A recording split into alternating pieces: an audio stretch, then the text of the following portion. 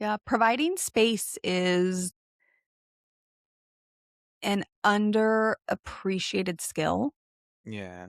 especially in today's world where we don't have very many third spaces. So if you go out somewhere, in order to like stay at the coffee shop, you probably got to keep ordering some coffee. You got to spend some money. Yeah. Like providing space where people don't have to spend more money. They don't have to overthink that piece. They don't have to worry that they're taking up a table or they've been here for 2 hours, so they need to leave.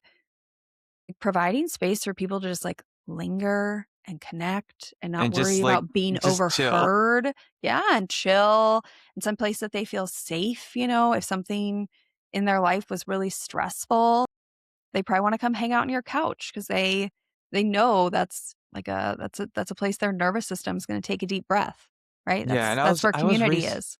I was researching about like their spaces and like because I've been researching about like Gen Z and the decline in um like alcohol consumption and going Yeah. to bars.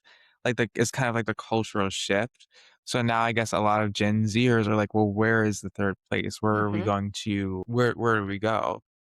And I think a lot of people like right now they're realizing that like, "Hey, I could make a place for people to just come and just be." Mhm. Because I think like, for a lot of time we, thought of gathering and meeting together as sort of like, I need to provide something, I need to provide social energy I don't Mhm. have, I need to do this, but really it's just people like I think we kind of forgot how to just be present with one Mhm. another and just chill, like really just chill.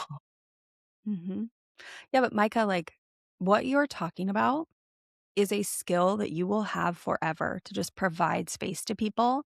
And that skill alone is going to make such a big difference in just your like community and connections and friendships long term. Just because you have figured out some very simple ways to get people together, you've done like the work. There's some vulnerability of letting people into your space. You've obviously dealt with Yeah. that, right?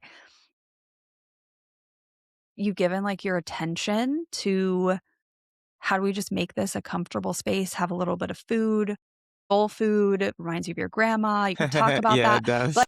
Like that's a skill that you will have forever that will serve you and any time in your life that you ever are feeling lonely or wishing you had more people, right? You probably wouldn't think twice about if you move somewhere new. I live in Seattle. If Mhm. you moved to Seattle and you didn't know anyone, at a certain point you might be so desperate that you would just be like, I'm going to invite some random people over. Yeah. And you already have that skill set. Like you're not having to figure out how to let people into your home and invite people over.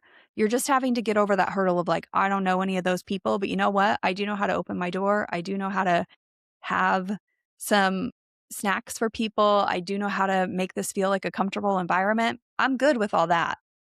Yeah, I and, like, for me, like, I am naturally like that, but, like, I felt very insecure about that because, I felt like I'm, like, kind of too welcoming, I'm too, like, open, like, I was it was mostly, like, through high school, people would assume things about me, like, they would call me, like, "You're gay," because of how like, your personality, like, my personality is naturally, like, open and expressive, so they would, assume things about my sexuality based on how I express myself, and now at the time, I was just trying to be authentic to who I Yeah. was, and I didn't feel safe to be authentic, and really, I didn't really develop that, my personality and of welcoming people and hospitality until really like now, and just really taking initiative to inviting people. It is vulnerable because most people are just waiting around to for someone else to do Mhm. it. Yeah.